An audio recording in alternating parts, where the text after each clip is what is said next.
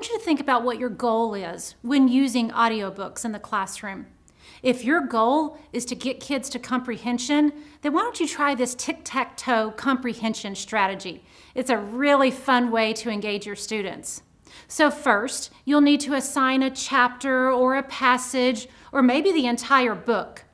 Have the class read that. So students that are typical readers are going to be reading their hardback book, whereas students that are not typical readers are going to be using the Learning Ally audiobook. They both read in the modality that works for them.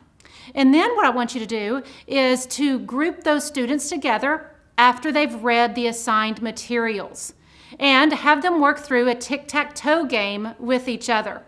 Your tic-tac-toe can have concepts, ideas, keywords, or vocabulary. And in order for the students to get a circle or a square in the tic-tac-toe, they're going to be able to have to tell what they know about that concept in that square. So today I've chosen to work with the literary device metaphors from Where the Red Fern Grows. Metaphors are sometimes really hard concepts, and so here you're going to be able to help them understand what metaphors are, be able to have that verbal conversation with their peers and their classmates. So you'll notice here I've got some metaphors in the squares.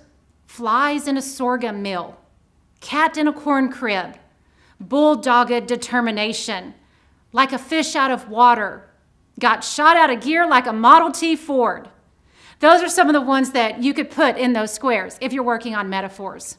Then allow the students to play the game with one another in groups, or you could actually do this as a whole class activity as well. And once you do, you'll really start to see that the students actually comprehended what they read.